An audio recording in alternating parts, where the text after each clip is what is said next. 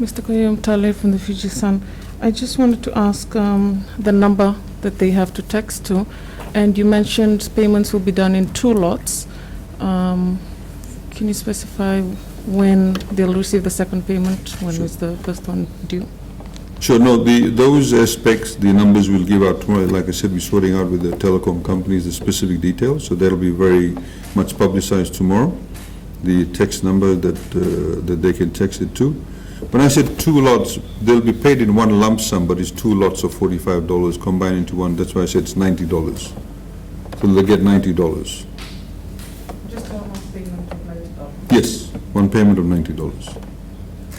So Shanilia from Fiji Village, will you be looking to continue with the program if the containment zones are extended? Let's wait if it's going to be extended. Let's wait and see what's going to happen.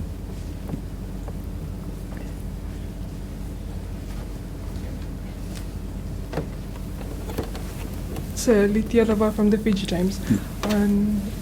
Regarding the assistance, would you be able just to give a rough estimate on the amount of money that the Fijian government will be using during this COVID-19 operation, and what constitutes that cost? And so what constitutes that? During this period, the rough estimate amount of money that the Fijian government will be using to assist those in need. You mean for the initiative I just announced Yes, tonight? sir. Okay, so you're looking at approximately, at this point in time, say about $5 to $6 million. You know, it depends on the rate of utilization, of course. That's why I gave you the figures. So if you do the calculations, so if, for example, in the Nandi Lotoka area, if 20,000 households, for example, apply in the genuine applications, then you multiply 20,000 by $90. So that, like I said, will give you an excess of about, $1.8, $1.9 million, whatever the case may be. So that's one lot. Then, of course, the Suva, Nasorin, Lami, Nakasi area is much bigger. So if you have, for example, 30,000 households, you multiply that by $90. That gives you that figure. So in this way, we keep a good track of the funding that's utilized. And of course, we've calculated for 5,000 other additional applications. They may be outside the containment areas of those 5 containment areas. So does that answer your question? Yes, sir. Maybe if you could just elaborate, there's been question raised on the assistance that we've received from our neighboring countries on Sure. its use, on the way we use it, the Fijian government is using it. Maybe if you could just elaborate on that. Sure, sure. Let me, I've got the figures here because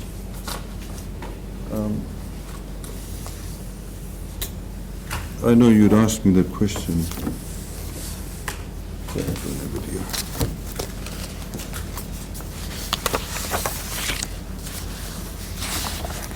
Okay. So I assume you're talking specifically about Australian funding. Yeah? Okay. So as announced last week, we had received Australian $37.5 million plus Australian $20 million specifically for social welfare support payment of designated social welfare payments, and they included 3 areas: poverty benefit scheme, care and protection allowance, and disability allowance. So that $20 million goes towards the utilization of that. And then we have what we call the general budget support. So when any country gives you general budget support, and in this particular case, the Australians have given it to us for the first time, last year and this year. It's never been done before in Fiji's history. General budget support essentially means that the government is given the money because the donor country feels very confident in the financial management of those funds by the specific country. So in this particular instance, we had to go through, so it's called the assessment of national systems. That's what Australia does, assessment of national systems. So they believe that we are, managing well. We have, as we've highlighted, that we've been doing a lot of work with the World Bank and ADB in terms of improving the laws pertaining to financial management, in terms of procurement, in terms of accountability. We now have, of course, a medium-term debt strategy. So they look at all of those factors, and then if they feel confident, then they give you direct budget support. Now, direct budget support essentially means that government can utilize those funds wherever government sees it fit. Now, I know there's been a lot of talk on social media about people saying, oh, they've received $90 million. That means got extra $90 million. What are they going to do with it? I saw somebody posting up saying, you know, they're spending only $2 million in this food package. That means they've got a profit of $88 million. Obviously, these people are sort of backyard economists and financial analysts, well, if they can be called financial analysts. Government, as you know, all governments in the world essentially run, very few run surpluses, they run deficits. So every year when we announce the budget, we say that this is our expenditure and this is our revenue. So when there's a difference between the two, in other words, you spending more than what you actually collect, then you have what you call a deficit. Then you fund that deficit by way of loans, right? So you go out and you borrow in the money markets. You take long-term loans or you can take short-term loans. You have treasury bills that are issued. So you have what we call one-year treasury bills. So you go out to the market and banks and insurance companies, etc., buy those notes. They say, okay, we'll give this much money to buy those notes and this is how much interest we want for that. So we call for tenders for that. So when you have a development partner that comes along and says, we will give you this, $50 million or $30 million, whatever the case is, and it's not actually budgeted for, what that means for us is that we're going to go out and borrow less because we've got the expenditure, we've got the revenue, in which we're going to fund the difference by way of a loan. So now we borrow less, but we continue with the programs that we actually had announced in the budget. Okay, I hope that you understand. So with the necessary containment zones affecting businesses and revenue collections, what are some of the discussions with donor countries to cushion the blow? So I didn't get the last part. What are some of the discussions with donor countries to cushion the blow? Cushion which blow? The economic blow, because the containment zones are affecting businesses and revenue collections. Yeah, I mean, obviously the reality of the matter is that when you have containment zones set up, or when you have, some businesses not open, the revenue generated by those businesses is obviously reduced. The salaries and wages that normally would be paid won't be paid to those people, or there could be a reduction in that. So it has an impact in terms of revenue collection. So this is why, when you have this type of funding that's provided to us, it in a way cushions the blow in respect of our revenue collection. Because if you see every year when we actually have a budget, when we announce a budget, we will say we intend to, or we expect to collect, $1.6 billion. And we will, spend, say, $3 billion, or whatever the case is. I'm giving an example. So if we collect $1.6 billion, we say spend $2 billion. So there's a gap of $400 million, which we'll fund by way of loans. Now, if your revenue collection of 1.6 billion is no longer there because of the containment zones being set up, so instead of collecting 1.6 billion, you're now going to collect 1.4 billion. That means you are short by 200 million, right? So you can adjust that by way of these types of funding that we may get. That's why countries, good development partners that work with us understand what is actually happening. Or you can tighten your expenditure quite a lot to be able to ensure that whatever you've budgeted for is actually met. Okay. So what arrangements do you have for people who live in areas where they've been ordered to stay put, but cannot venture out to get M-Pesa, SIM cards and whatnot, but they eligible for the benefit, for the... Well, those people who cannot venture out, you're talking about the health cordon off areas, the isolation areas. Ministry of Health is actually providing them with groceries, etc. So Ministry of Health caters for them because there's various health protocols to be met. And as you rightly pointed out, they cannot leave. They cannot simply get the money on M-Pesa and cannot leave. The idea is that we're giving this money so people can actually have access to funds to be able to buy food. Those people are being supplied with food, which Ministry of Health is doing.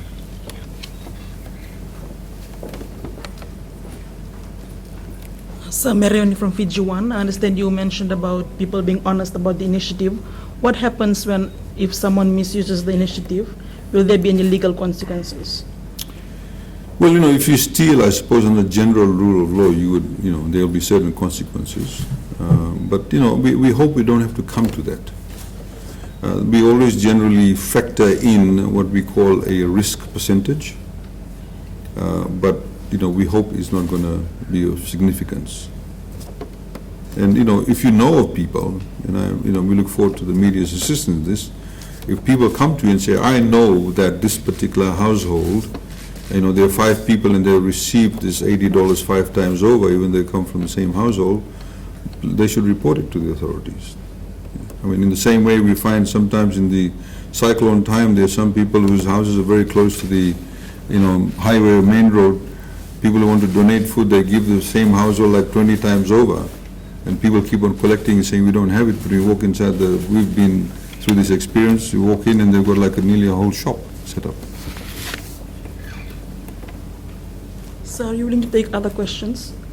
Just in terms of the national budget, is there any timeline set and also on the national consultation? We had obviously certain timelines that we had set ourselves, but of course with the recent events, that has somewhat changed that. So we don't have any specific timeline, but we can most definitely expect a budget that would be, further down the track as much as possible. Last year when we delivered the budget, it was approved 1 or 2 days before the actual new financial year started off. I'm not saying necessarily that will be the case, but that's a possibility depending on what pans out over the next few weeks. Because at this point in time, as you all know, there are a lot of factors that we have absolutely no control over. If, for example, there's an outbreak of large number of cases, then obviously have a huge impact in respect of what type of policies we put in place, what will be our revenue projections, because your revenue projections, we simply don't pluck figures out of the air. We look at, for example, at the moment, today I was talking to a number of business people. There's a group of people in the West who are not together, but individually, there's about 4 or 5 major projects, capital projects that they're starting in the private sector. Now, combined together, they could be, close to $100 million. But, we obviously need to ensure that they have the right approvals in place, they meet the various environmental standards, meet the municipal council approvals, the FRA approvals. But if they obviously get up and, start construction, it creates jobs, it creates economic activity, it brings, money into the economy, it, churns money around. But all of that can actually come to a grinding halt if there is a large outbreak and the construction workers cannot go to the construction site. So the construction will be held back. So at the moment there's a lot of, imponderables, as they say, that we cannot at the moment determine. And so that'll have an impact on how the budget is actually, crafted. So can we have the comments in regards to statements made by Mr. Mahindra Chaudhry that Fiji's credit rating has gone down from Moody's? Can we just have your comments on that, please? Sure, no problem. Just 1 second, please. I just want to pull out the actual ratings sheet for you.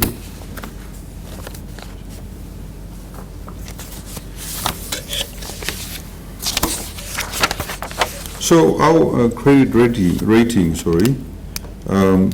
like nearly over 50 countries in the world, has gone down 1 notch. In fact, some countries have gone down 2 notches. Countries like Maldives, Mauritius, Bahamas, Seychelles, these are basically tourism-based countries. Suriname actually has been downgraded twice. Other countries, whether it's Malaysia, Sri Lanka, South Africa, various other countries, about 50 countries, and more are to follow, from what we understand, because we obviously talk to various other agencies, including the World Banks of this world and the IMFs of this world. We now have a B1 rating, which is nothing new and not for the first time in Fiji. He's made it sound as if it's the first time, we've got a B1 rating. We last had a B1 sovereign credit rating from Moody's in 2009 in the aftermath of the global financial crisis. So after the GFC, many countries' ratings actually was downgraded. Of course, since then we have improved, and quite significantly. And the reality of the matter is that we can take comfort from the fact that, number one, we're not the only one, as it's been made out to be by these politicians. Number two is that downgrading has not in any way in any way dampened the appetite of our financial institution that we normally borrow from. Has not dampened the appetite of our bilateral partners to actually carry on transactions with us, including giving us direct budget support. So, we have the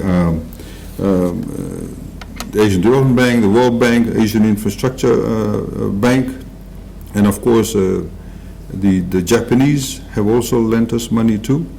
So it has not dampened the appetite because they do know what is happening. They also do know that Fiji is not alone in this particular instance. In fact, from one perspective, we've done pretty well comparatively because we still have the confidence of our multilateral agencies, and also at the same time, notwithstanding the fact that we have had such a huge halt to our tourism sector, we have not been downgraded 2 notches. So, I say to his comment that please, don't politicize, as we've said, don't politicize the economy. These are very, trying times for all countries in the world. People need to actually come together. They need to be able to find solutions, not simply be focused on the past, or be able to just simply, pick out issues that are actually non-issues. We are obviously more focused in respect of what we're going to do going forward. How can we deal with this particular crisis? We are concerned about the ordinary Fijians as to how to get them jobs. That's what really matters. Get them the assistance that they actually do require. Sorry, just one last question from me. There's an email circulating sent by the opposition Member of Parliament, Linda Tambuya, claiming that you brought the Indian variant to Fiji. Just your comments on that, sir. It's actually quite interesting to be able to be asked that kind of question when it's absolutely what I call involves nincompoopery. It's what a nincompoop would do. And to personalize these kind of matters, obviously the Tambuya has got no health experience, nor does she have the qualifications or the acumen, one would argue, in respect of making those kind of medical calls. You have the Dr. Fongs of this world, you have the Dr. Alicia Sokans of this world, and the whole team out there that actually make those assessments. Not some person who's trying to personalize matters and make a political, mileage out of it.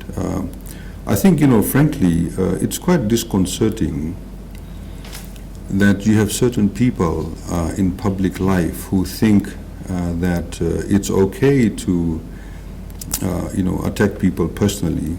They don't actually understand that they have not been attacked personally too, and what would happen if their family members were involved too.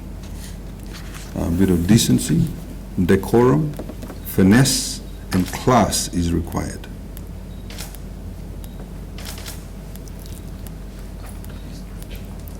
So this is the last question from me. Is the ministry working with the stakeholders to consider a freeze on hire purchase and loan repayment during this crisis? Sorry, a freeze? A freeze on hire purchase and loan repayment? No, we've had those meetings last year, as you know. Hire purchase obviously is not in the scope of that. Initially it was last year. Many people actually have made various arrangements. As we know, like for example, outlets like courts have worked very well with their customers. We know that some of them have come up with revised payment arrangements. Some people, for example, because they bought the second or third TV, have decided to return it because they can live with one. So those sorts of things, arrangements have been made. But in respect specifically, no, there's no kind of legal requirement for us to be able to intervene. But as you know that with the approval of Parliament, we did put a law in place in respect of home mortgages, where the people can now, the banks are actually required to work together with their customers to ensure that they will be able to, for example, make various deferments, etc.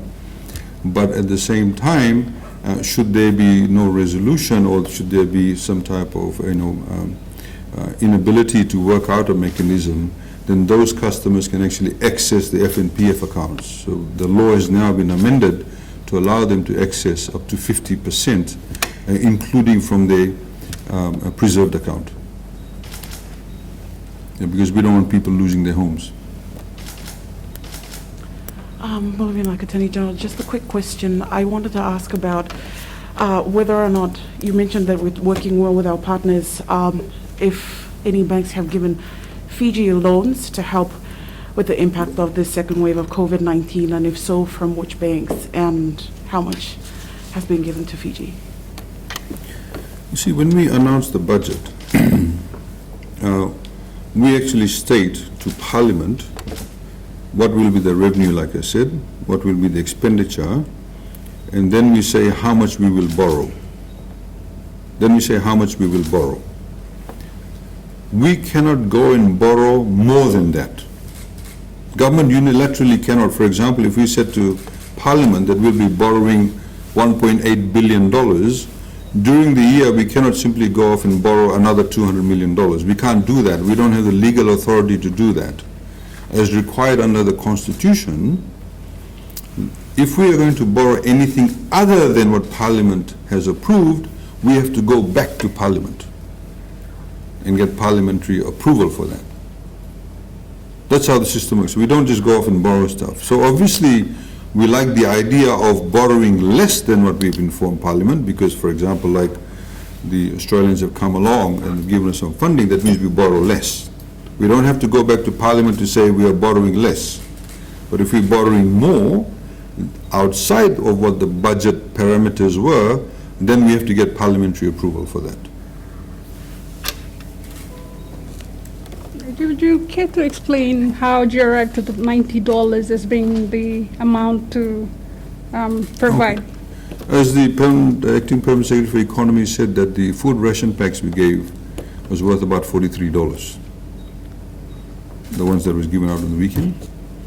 So, which included, of course, not just the food cost, but the cartage and etc. But we've decided to make it a round figure. Obviously, we don't want to give less. We made $45. That's how the figure came about. And with that $43, of course, we got 10 kilograms of rice. We got flour. We've got tin fish. We've got dal. We've got cooking oil. We've got powdered milk, and we've got tea bags. So they're the items. So we've come up with a figure of $45, because obviously if we gave more or less, then the people over here would complain and say, why did you give them more? You gave us only $43 worth of groceries. Or if we gave the people in Nandi Lotoka less, why did you give the people in Suva and Lotoka $43 worth of groceries, but give us only $30 worth of groceries? So to have parity, we'd rather go another $1.50 more, so everybody's on $45.